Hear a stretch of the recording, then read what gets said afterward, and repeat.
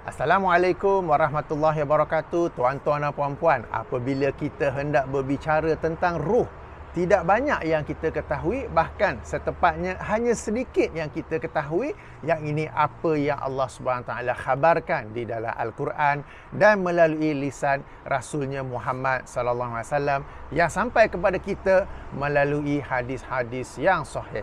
Sama-sama kita tahu firman Allah SWT dalam surah Al-Isra, surah yang ke-17 ayat 85, di mana Allah berfirman, wa yas'alunaka 'anir ruh, dan mereka bertanya kepada engkau wahai Muhammad tentang ruh. Qulir ruhu min amri rabbi, katakanlah ruh ini daripada urusan Tuhanku. Wa ma utitum minal ilmi illa qalila, dan tidaklah kalian diberi ilmu daripadanya, diberi ilmu tentangnya kecuali sedikit sahaja. Dan sedikit itu saya ulangi, apa yang terkandung dalam Al-Quran dan juga hadis-hadis yang sahih. Ruh ini masuk dalam perkara ghaib, ruh ini masuk dalam perkara akidah, maka tidak boleh menggunakan hadis-hadis yang dhaif ataupun yang lebih rendah dalam urusan ruh, atau yang lebih tepat apabila hendak berbicara tentang ruh. Tuan-tuan dan puan-puan yang dirahmati Allah, hari ini saya dan beberapa sahabat lain, mungkin ramai juga, agak terperanjat apabila menonton sebuah video di mana dalam video itu seorang penceramah bernama Zainul Asri menerangkan bagaimana roh para wali ini boleh bergerak daripada satu jasad ke jasad yang lain. Okey, video yang saya masukkan merupakan Facebook video dan ada saya bagi link di bahagian description. Beliau memberi contoh bagaimana roh Abu Bakar As-Siddiq apabila Abu Bakar meninggal dunia, roh itu boleh berpindah ataupun roh itu dia standby sekejap. Kemudian apabila ibu bagi Imam Ahmad, ini sebagai contoh sebagai contoh yang beliau bawa, ibu bagi Imam Ahmad apabila hamil, janin tersebut ditiupkan roh Abu Bakar tadi tu, ditiupkan ke dalam janin, lalu apabila dilahirkan menjadilah sebagai Imam Ahmad. Jadi jasad Imam Ahmad, roh adalah roh Abu Bakar. Dan demikian juga apabila Imam Ahmad telah pun meninggal dunia, roh tu boleh tunggu sekejap dan boleh pula masuk ke dalam jasad wali yang lain, bahkan sehingga ke jasad Imam Mahdi pun boleh juga. Tuan-tuan dan puan, ini sebenarnya ajaran daripada agama lain. Di bahagian description saya kemukakan satu lagi video di mana seorang Tok Sami ke apa ke daripada agama lain yang menerangkan bagaimana roh ini boleh berpindah antara jasad, dan roh ini pun dia boleh standby sekejap apabila tidak ada jasad yang sesuai untuk dia berpindah kepadanya. Zainul Asri dalam videonya itu mengetahui perkara ini, lalu beliau membezakan bahawa bagi agama lain roh yang boleh berpindah ni melibatkan semua orang. Tetapi dalam agama Islam ini, roh yang boleh berpindah ini hanya melibatkan roh wali-wali Allah ataupun orang-orang yang istimewa. Bagaimanapun penjelasan beliau, sekali lagi saya tekankan, ini adalah perkara ghaib. Beliau mesti bawakan dalil. Dalam video tersebut, beliau ada menjelaskan bahawa ini beliau pelajari daripada tok guru, daripada alim ulama.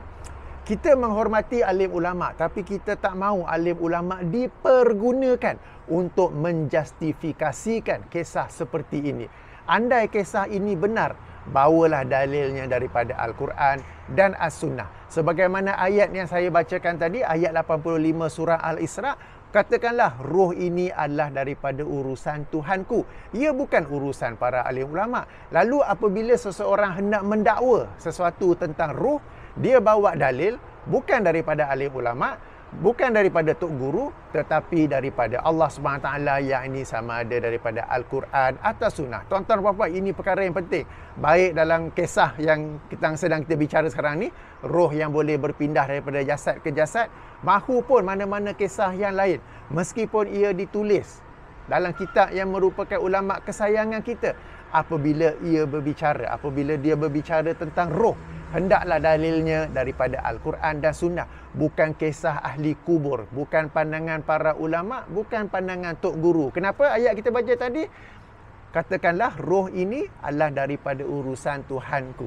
Okey? Jadi kita tak tahu tentang roh ini, melainkan apa yang Allah khabarkan dalam Al-Quran dan hadis yang sahih. Ia bukan urusan para penjaga kubur, ia bukan urusan para alim ulama, ia bukan urusan para tok guru.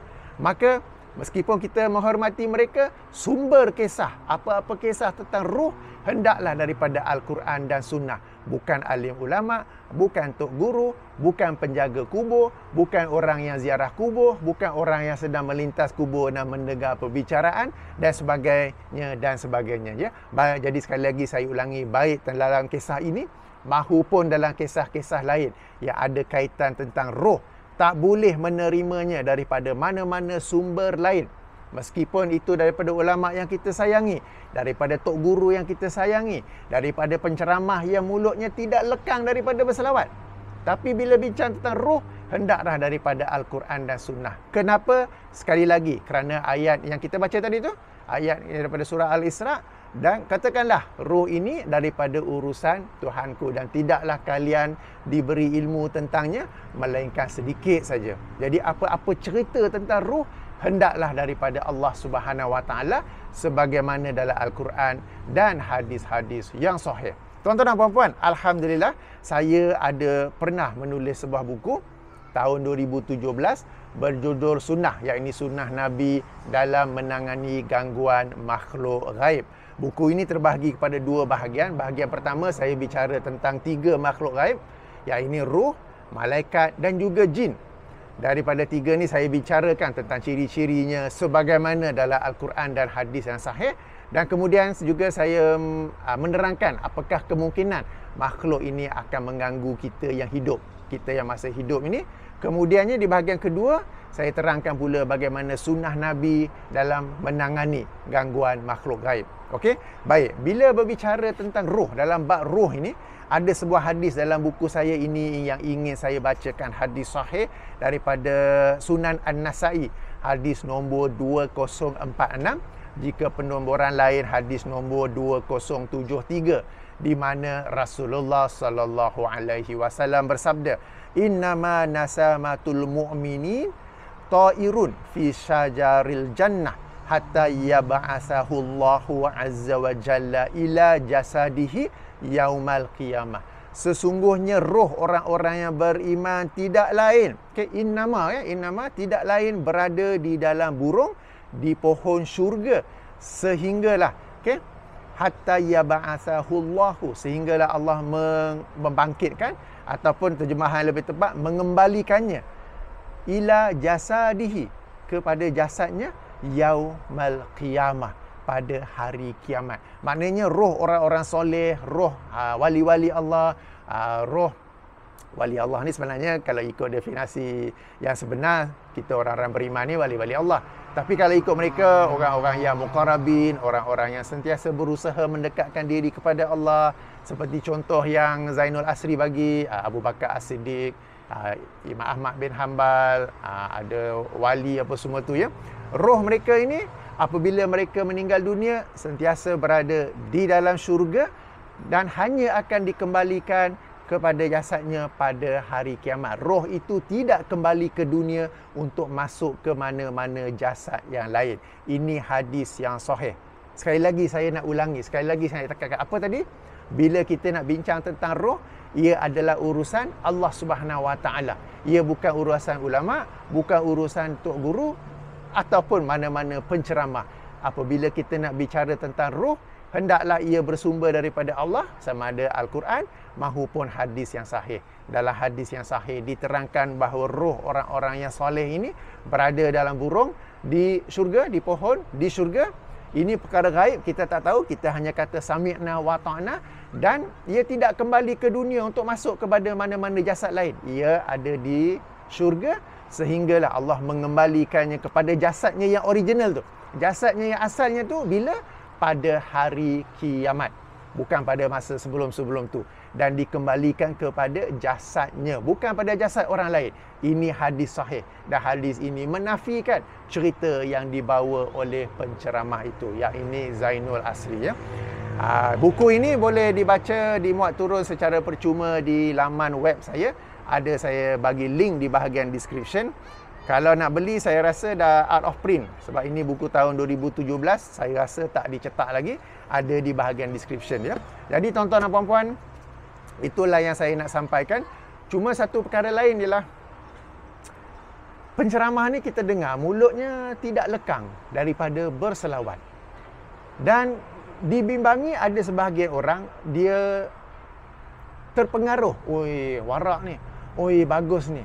Bila seseorang itu berselawat, hendaklah dia berselawat kerana mencintai Rasulullah sallallahu alaihi wasallam. Dia berselawat kerana Allah yang menyuruh kita berselawat kepada Rasulullah sallallahu alaihi wasallam. Berselawat itu bagus, tetapi jangan kita ini tertipu dengan orang yang mulutnya banyak berselawat, tetapi di celah-celah itu keluar pula kisah-kisah yang bertentangan dengan apa yang disampaikan oleh Rasulullah sallallahu alaihi wasallam. Jadi tuan-tuan puan-puan, hendaklah kita berwaspada dalam perkara ini. Sebab penceramah ini apabila hendak mencapai status selebriti, masing-masing akan ada ciri yang tersendiri. Masing-masing akan ada ciri yang tersendiri, dan ciri-ciri ini mereka guna untuk memenangi, okey, untuk menarik keyakinan, untuk memenangi perhatian para penontonnya yang mungkin tidak tahu tentang perkara ini, ya. Jadi tuan-tuan dan puan-puan, berhati-hatilah, ya. Ayuh kita bersama dengan para penceramah, para ustaz, para sarjana, para ustazah yang menyampaikan ayat-ayat Quran dan hadis-hadis sebagai dalil apa yang mereka sampaikan. Mereka ini juga berselawat, tetapi mereka berselawat apabila membaca hadis Nabi sallallahu alaihi wasallam. Bila sebut Rasulullah bersabda, mereka pun Rasulullah sallallahu alaihi wasallam bersabda. Jadi mereka ni pun banyak berselawat, tetapi mereka berselawat dalam rangka membaca hadis Nabi sallallahu alaihi wasallam. Bukan berselawat, tetapi menyampaikan pula apa yang menyelisihi, apa yang bertentangan dengan hadis-hadis Nabi sallallahu alaihi wasallam. Jadi tuan-tuan dan puan, berhati-hati, waspadalah tentang perkara ini, ya. Baik, ini yang ingin saya sampaikan. Jadi ayuh kita tadabbur ayat 85 surah Al-Isra itu tentang ruh, ya. Ayuh kita tadabbur. Tadi saya telah tekankan, saya telah ulangkan beberapa perkara, kerana topik roh ni bukan Zainul Asri saja, tetapi ada penceramah lain ke, buku lain ke, macam-macam cerita, ya. Sekali lagi, hendaklah ia berasal daripada Al-Quran dan hadis yang sahih, bukan tok guru, bukan alim ulama, bukan sebagainya dan sebagainya, ya. Baik, subhanakallahumma wa bihamdika asyhadu an la ilaha illa anta astaghfiruka wa atubu ilaika. Assalamualaikum warahmatullahi wabarakatuh.